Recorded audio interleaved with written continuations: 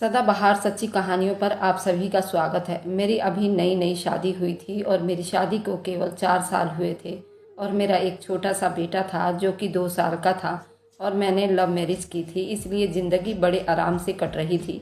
लेकिन बस मुझ में एक कमी थी, मैं बिल्कुल साधारण औरत थी। मैं बिल्कुल सादगी पसंद लड़की थी, यानी सादा चीज़ें पहनती भी थी और खाती पीती भी सादा थी। जबकि मेरे पति को मेरी ये आदत बहुत बुरी लगती थी। वे चाहते बहुत थे मैं हर टाइम किसी नई नवेली दुल्हन की तरह तैयार होकर रहूं। एक दिन मैं बाजार से घर वापस आ रही थी कि मैंने देखा शाहिद एक लड़की के साथ गाड़ी में बैठकर कहीं जा रहा था। ये देखकर मैं हैरान रह गई। आखिर वह लड़की कौन थी जो कि मेरे पति के साथ फ्रंट सीट पर बैठी हुई थी और उसने हंसकर बड़े मज़े से उनसे बातें कर रही थी और मेरे पति ने उसका हाथ अपने हाथों में लिया हुआ था।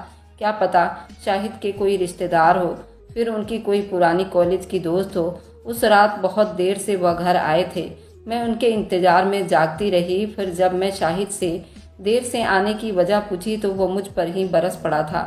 खुशबू, तुम्हें मुझ पर पहरे देने की ज़रूरत नहीं है। खबरदार, जो आइंदा इस बारे में बात की तो मुझसे बुरा कोई नहीं होगा। मेरी मर्जी है जब घर आऊँ या जब घर से जाऊं। फिर तुम कौन होती हो मुझ पर अपना हुक्म चलाने वाली? शाहिद से मैं उम्र में पूरे 2 साल छोटी थी। वैसे तो मेरी उनके साथ जिंदगी बहुत अच्छी से बीत रही थी, किसी चीज़ की भी कमी नहीं थी। बस अपने जाति मामलों में दखल अंदाजी को बिल्कुल पसंद नहीं करते थे और शादी के पहले दिन से ही उन्होंने मुझ पर अपने रोब और दबदबे का सिक्का बिठा लिया था।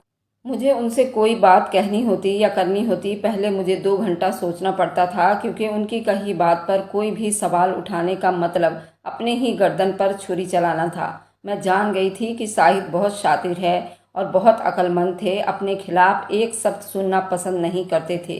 एक कयामत मुझ पर बीत गई थी जो कि मैंने पूरी रात जागकर बिताई थी, मगर जब पूछा तो मुझे ही डांट दिया। और मुझसे भी सबसे बड़ी गलती ये हो गई थी, मैंने चुप्पी साध ली थी, आगे से कुछ भी नहीं बोली। फिर तो जैसे उनके हौसले बुलंद होते चले गए थे। उसके बाद तो जैसे रोजाना ही रात को घर देर आना मामूली बात बन गया था और मेरे लबों पर भी ताले से लग गए थे। मेरी क्या मजाल थी कि जो उनसे कुछ पूछ सकूं। आज से कुछ साल पहले तक तो जहां भी ले जाना होता था शाहिद मुझे गाड़ी पर ले जाते थे, मगर अब मैं कहीं चलने को कहती तो भी मुझे टाल दिया करते थे। जहां तक हो सकता था मुझसे दूर रहने की कोशिश करते थे। अब आलम यह था कि एक ही घर में और एक ही छत के नीचे रहते हुए हम आपस में बहुत ही कम बात करते थे। एक दिन सुबह 5 के आसपास घर लौटे। रात भर जागने से मेरी आंखें लाल हो गई थी।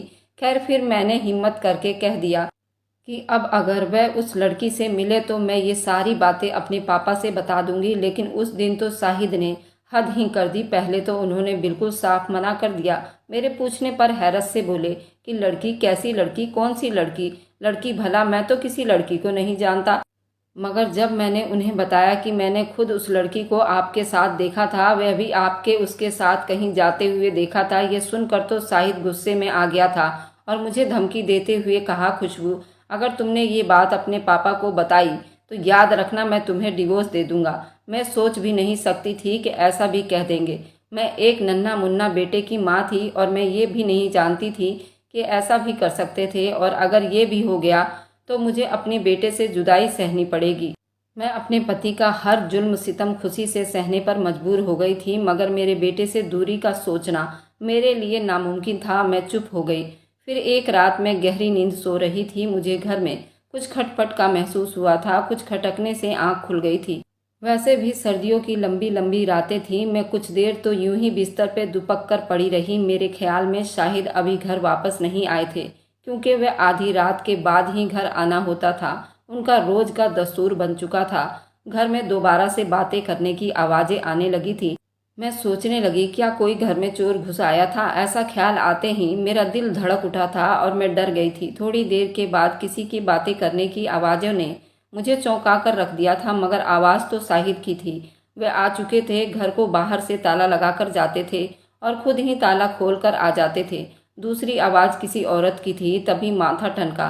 मैं जब धीरे कदमों से अपने कमरे से निकलकर दूसरे कमरे में गई, वहां मैंने एक औरत को देखा, कुछ इस अंदाज में जो कि मेरे रोंगटे खड़े हो गए। कभी कभी इंसान लाख चाहे मगर खुद पर अख्तियार नहीं रहता।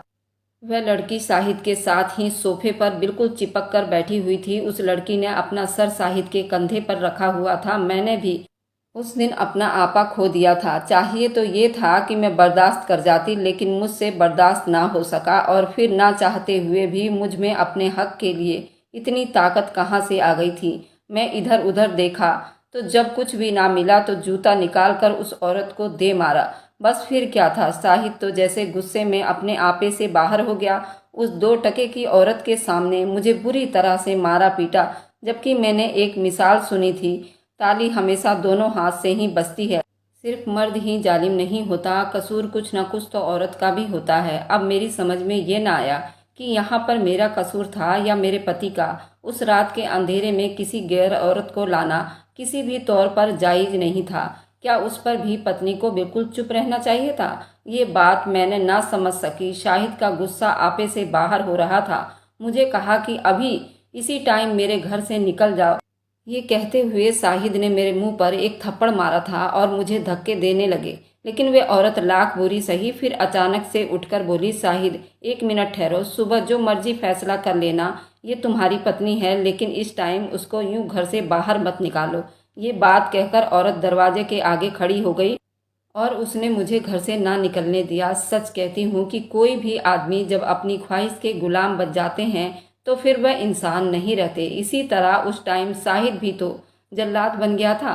फिर मैं सारी रात अपने कमरे में बैठी रोती रही और शाहिद दूसरे कमरे में उस औरत के साथ अय्यासियाँ करता रहा। सुबह 5 बजे एक बड़ी सी गाड़ी उस औरत को लेने आई और उसमें वह बैठकर चली गई। फिर कुछ देर के बाद ऑफिस जाते टाइम शाहिद ने मुझे भी ज़बरदस्ती अपनी गाड़ी में बिठा लिया और मेरे मायके ले आया और दरवाजे पर ही उतार कर चला गया। मैं चुप करके सारा रास्ता रोती रही, मगर उन्हें मेरा कोई भी एहसास न था। उन्होंने तो आते टाइम ही मुझे मेरे बेटे को भी उठाने ना दिया। उस टाइम मेरा बेटा गहरी नींद में सो रहा था। बेटे की जुदाई मेरे लिए कयामत बन गई थी। फिर शाहिद की बहन का दोपहर में फ़ोन आ गया था। कहने लगी, भाभी तुमने मेरे भाई शाहिद के साथ कितना बुरा किया है। मैंने पूछा कि वह कैसे? वह बोली कि भाभी तुमने उनकी इज्जत का ख्याल नहीं रखा। भाई के एक दोस्त आई थी और आपने उनके सामने ही भाई की बेइज्जती कर दी। भाभी आप जानती हैं ना कि अच्छी पत्नियां हमेशा सब्र करती हैं तो फिर फल भी पाती हैं। मगर भाभी तुमने ये क्या कर दिया, अब भुगतो। तुम्हारे नन्हे से बेटे को शाहिद भाई ने मेरे पास छोड़कर चले गए हैं। सोचा कि तुमको तसल्ली दे दूं, तुम्हें खबर दे दूं। उसको ले जाने के लिए मत आना। अभी तुम फिलहाल सब्र करो और भाई शाहिद का गुस्सा कुछ ठंडा होने दो। अगर तुमने ज़्यादा इस तरह की कोई हरकत दिखाई तो या एक कदम भी आगे बढ़ाया तो भाभी सच कहती हूँ कि शाहिद भाई तुमको डिवोर्स देने पर तुले हुए हैं। मैंने बड़ी मुश्किल से समझा बुझाकर फिलहाल उन्हें उस काम से रोक दिया है। बाकी तुम भी समझदार हो, फिलहाल मायके में ही कुछ दिन चुप करके बैठ जाओ। इस बारे में किसी को ज़्यादा हवा मत देना ताकि सुलह की भी गुंजाइश निकल सके। अपनी ननद का फ़ोन सुनकर मेरे आंसू थमने का नाम नहीं ले रहा था। अब मैं मायके में ही थी और दिन यूं ही बीत रहे थे। ननद की हिदायत को पल्लू की गांठ में बांधकर चुप हो गई और इस मामले पर चर्चा भी नहीं किया। मेरे माँ बाप शायद गुस्से में आकर खुद कोई कदम ना उठा ले और मेरा बेटा माँ की जुदाई मेरी ज़िंदगी अजाब बनकर मेरे ऊपर टूट पड़े और मैं मजबूर हो जाऊं। खैर माँ थी और कब तक सब्र करती। मेरे बेटे को मुझसे मिलने ना देते और मैं उनकी एक एक दीदार को तरसती रह जाती। मैंने सिर्फ अपनी मम्मी और बड़ी भाभी से ही इस बात का जिक्र किया था और उन्होंने भी बाकी सबको बताने से मना किया था। मम्मी मुझे यूं तड़पता हुआ देखकर मुझे कहती कि खुशबू तुम लोगों की तो बहुत तारीफ़ें किया करती थी और तुम्हारे तारीफ़ किए हुए रिश्ते से हमने तुम्हारी शादी शाहिद से करवा दी। मेरी बेटी तुम्हारे कहने पर यह रिश्ता किया था ना, नहीं तो मैं उस शाहिद नाम के लड़के से तुम्हारी शादी कभी ना करती। अब तो तुम खुद ही उस मामले को संभालोगी। अगर तुमने ना संभाला तो मैं उसको जीने नहीं दूंगी, उसके घर को बर्बाद कर दूंगी। आखिर मेरी बेटी को उसने कितनी बड़ी सजा दी है। एक तो इतना मारा पीटा है और बच्चे से भी दूर कर दिया है और ऐसे बुरे बन जाएंगे कि उनके होश उड़ा देंगे। भाभी बेचारी क्या करती, वह खुद मेरी हालत देखकर तड़प रही थी। आखिरकार उन्होंने सोचा कि पहले तो किसी न किसी तरह उस औरत का पता करना चाहिए। आखिर वह कौन है जिसकी वजह से शाहिद ने ऐसा घटिया काम किया है। तुम्हारे साथ इतना बड़ा धोखा किया है, प्यार का झूठा नाटक रचाया था। पत्नी के रिश्ते को भी उसकी नज़रों में अहमियत बाकी नहीं रही। अगले दिन भाभी मायके गई और अपने भाई के जिम्मे काम लगा दिया। अब उन लोगों ने पता करवाया तो मालूम हुआ कि शाहिद के साथ जो औरत, उसका नाम सकीना है और वह एक कोठे वाली की बेटी है। मैंने भाभी और मम्मी को ये कहानी बताया तो वह औरत लाख बुरी सही, लेकिन मेरा जूता पड़ने पर भी उसने रात के टाइम मुझे घर से बाहर ना निकलने दिया था। हालांकि उस टाइम शाहिद मुझे धक्के देकर घर से बाहर निकाल रहा था। इसका मतलब ये भी है कि उस औरत के दिल में थोड़ी बहुत इंसानियत अभी बाकी है। इस वजह से मेरी भाभी को ख्याल आया कि उस औरत से मिलकर उसको खुदा का वास्ता देना चाहिए और मेरी ननद को बर्बाद ना करे और एक मासूम बच्चे की जिंदगी पर तरस खाए जिसको उसकी माँ से जुदा कर दिया गया था। मगर उस औरत से मिलना तो नामुमकिन सा लग रहा था। वह लड़की जिस जगह रहती थी वैसा इलाका था जहाँ शरीफ आदमी कभी भी नहीं जा सकते थे, लेकिन शरीफ घराने की औरतों के लिए एक मनहूस इलाका था। वहाँ हमारे लिए कदम रखना अपने लिए तबाही बर्बादी को आवाज़ देना था। आखिरकार मेरी भाभी ने मेरे खातिर ये जुर्म कर ही लिया था और मेरे खातिर उस बदनाम इलाके में चली गई थी, वहाँ सकीना को समझाने को और मेरी खुशियों की भीख मांगने गई थी। मेरे दुख को देखकर जज्बातों में ये कदम भी उठा लिया था और बगैर सोचे समझे उसके बाद उनकी अपनी खुद की ज़िंदगी पर क्या असर होंगे। फिलहाल ये जुल्म भाभी को महंगी पड़ गई थी, क्योंकि सकीना को ढूंढने के बाद भाभी ने उसे मेरी ज़िंदगी की भीख मांगी तो उसने सीधा सीधा कह दिया कि मुझे 20 लाख रुपए दो, मैं चुपचाप शाहिद की जान छोड़ दूंगी। भाभी ने उससे कहा कि हमारे पास इतनी बड़ी रकम नहीं है, तुम कुछ खुदा का खौफ खाओ, क्यों किसी के हंसते खेलते घर को ख़त्म करना चाहती हो। वह मुस्कुराते हुए बोली, ज़्यादा ज्ञान ना पेलो और अपना काम करो। वह एक तवायफ की बेटी है, सिर्फ पैसों से ही मतलब होता है, चाहे किसी की ज़िंदगी बर्बाद ही क्यों ना हो जाए, हमें उससे कोई मतलब नहीं है। इस बात पर उन दोनों की बहुत तकरार भी हो गई थी और वो वहाँ से उठकर वापस आने लगी तो शाहिद ने उन्हें सकीना के घर से निकलते हुए देख लिया था। वैसे भी शाहिद ऐसे ही किसी सुनहरी मौके की तलाश में था ताकि वह हमें ज़्यादा नुकसान पहुंचा सके। उन्होंने भाईजान के दफ्तर में जाकर मुलाकात की और उनको बताया कि तुम्हारी पत्नी को कल मैंने वहां देखा था, कि जहां उनको देखे जाने का कोई भी तसव्वुर भी नहीं कर सकता। भला उस बुरे बाजार में उनका वहां ऐसा क्या काम था, जरा बाजी से घर जाकर जरूर पूछना, क्योंकि मैं खुद उनको अपनी आंखों से वहां पर निकलते देखा था। पत्नी के करीबी रिश्तेदार के मुंह से ऐसे शब्द सुनकर मेरे भाईजान की दिमाग की बत्तियां सुलग गई थी। उनको शाहिद की बात का यकीन नहीं आया था, मगर शाहिद कस्में खाकर कह रहा था, सामना करवा लो, अगर मैं झूठ कहूँ तो 100 जूते बाजार में खड़े होकर मार देना। भला मैं अपनी पत्नी की भाभी पर ऐसा इल्ज़ाम क्यों धरूंगा, जबकि वे 3 बच्चों की माँ भी हैं। अगर मेरी पत्नी से झगड़ा ना हुआ होता तो खुद आपके घर आकर पूछता, लेकिन अब आपकी माँ बाप के घर उनके बुलाए बगैर मैं नहीं आ सकता, इसलिए तो इधर आ गया हूँ। भाभी हमारे खानदान की इज्जत है, मगर आपकी तो घर की भी इज्जत है। किस मुंह से ये बात आपके सिवा किसी दूसरे के साथ कर सकता हूँ। भाईजान को उस पर मेरे पति के द्वारा जो मैसेज छोड़ने का गुस्सा था और अपनी आग में सुलगते हुए घर आ रहे थे। भाभी को कमरे में लाया और पूछा कि तुम वहाँ क्यों गई थी, जहाँ पर हम भी कदम रखना पसंद नहीं करते। तुम्हारा उस तवायफ के बेटी से क्या मतलब था। हम मर्द भी दिन के रोशनी में उस मोहल्ले में जाने से शर्माते हैं। मुझे इस बात की वजह दो। भाभी घबरा गई और लेकिन फिर पहले तो डर के मारे भाभी ने सफ़ेद झूठ बोल दिया था, लेकिन जब भाई ने डांटना शुरू किया और खुदा का वास्ता दिया तो भाभी ने सब बता दिया। शायद उन्होंने खुद अपनी आंखों से देख लिया हो। उनको सारी बात सच बताना पड़ी। कहा कि हाँ गई थी, मगर किसी काम से उसके घर गई थी और मैं जिस काम से उसके घर गई थी वहाँ जाना बहुत ज़रूरी था। तो भाई ने कहा, मुझसे कहा होता, क्या मुझसे भी छुपाना ज़रूरी था। आखिर वहाँ के कमीनों से तुम्हारा क्या मतलब है। मेरा वहाँ किसी भी लोगों से मेरा कोई रिश्ता नहीं है। मैं वहाँ एक तवायफ की बेटी सकीना से मिलने गई थी, जिसकी वजह से तुम्हारी बहन खुशबू का घर खराब हो रहा है। वह तवायफ की बेटी सकीना शाहिद भाई के साथ घूमती फिरती रहती है। तुम्हारी बहन को डिवोर्स दिलवाकर खुद शाहिद भाई से शादी करना चाहती है। शाहिद भाई उसके झूठे प्यार में फंस चुका है, इसलिए भी उन्होंने खुशबू को यहाँ लाकर छोड़ दिया है। 6 महीने बीत चुके हैं, मगर अब तक खुशबू ने घर वालों से ये बात क्यों छुपाई थी? एक बस तुम हमदर्द क्यों हो जो उस तवायफ को समझाने तुम बदनाम और घटिया जगह पर पहुंच गई थी?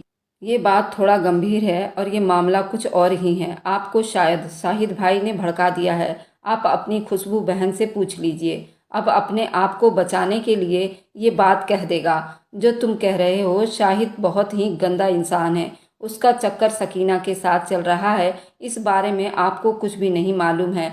आपकी बहन खुशबू से अपना पीछा छुड़ाने के लिए ऐसी आगे भड़का रहा है। अब तुम क्यों खुशबू का बहाना बना रही हो, जबकि वहाँ मैंने तुमको खुद देखा है। भाईजान ने भी अपनी बीवी से झूठ बोल दिया था और भाभी डर गई और उसने अपनी गलती की माफ़ी मांगने लगी। मेरी नीयत उस औरत को समझाकर और शाहिद से दूर करने की बात की थी ताकि तुम्हारी बहन का घर बर्बाद ना हो सके। भाईजान ऐसी बातों पर भी तैस में आ गए थे और बीवी पर हाथ उठा दिया था। कहा, बेशक मेरी बहन का घर उजड़ता तो उजड़ जाए, मगर तुम्हें एक तवायफ के कोठे पर नहीं जाना चाहिए था। शाहिद अगर उसको डिवोर्स देता तो दे दे, लेकिन फिर भी तुमको उस गलत जगह पर जाकर एक बदनाम औरत से बातें करने की जरूरत ना थी। क्या तुमको नहीं मालूम, ऐसी औरतों का तो काम ही किसी का घर उजाड़ना होता है। ये मोहब्बत और इज्जत के लिए नहीं, बल्कि माल और दौलत समेटने के लिए जीती और सांस लेती हैं। भाभी ने बहुत दफ़ा माफ़ी मांगी, लेकिन मेरे भाई ने तो इस तरह गुस्सा था कि उस गुस्से की आंधी ने उसके दिमाग के चिराग को भी बुझाकर रख दिया था। उन्होंने गुस्से में उनको 2-4 थप्पड़ मार दिए और उन्हें घर से निकाल दिया। भाभी रोती हुई उस तवायफ को बद्दुआएं देती हुई अपने मायके चली गई थी। बाद में भाई ने मेरी खबर ली। तुम तो मियाँ से झगड़ने का कुछ और ही बहाना बना रही थी। अगर झगड़े का कारण कोई गलत किरदार औरत थी तो तुमने उसको क्यों छुपा कर रखा? आखिर उसमें क्या बात थी? इसका मतलब ये कि कसूर सिर्फ शाहिद का नहीं, तुम्हारा भी है, जिसके बारे में तुम हमसे छुपा रही थी। कुछ दिनों के गुस्से के बाद भाई को अपनी बीवी यूं घर से निकलने पर बहुत पछतावा हो गया था। उन्होंने गुस्से में ये किया था। खैर, जो हो चुका था वह हो गया था, मगर अफसोस भैया भाभी का घर उजड़ रहा था। अपने से ज्यादा दुख इस बात का भी था। मेरी बेचारी भाभी को बिना किए गुनाहों की सजा मिल रही थी। उसका घर भी उजड़ गया था। अब इधर मेरा बेटा मेरी ननद के पास था और अपने माँ के लिए तड़प रहा था। उधर भाभी के बच्चे भी मेरे पास थे। अजीब सख्त हालत हो गया था। भाई को अगर मुझसे मोहब्बत थी तो मुझे भी उनसे कम न थी। मेरा चैन और सुकून सब लुट गया था। अभी कुछ ही दिन बीते थे कि शाहिद और सकीना गाड़ी में कहीं जा रहे थे। उनकी गाड़ी की टक्कर एक ट्रक से हो गई।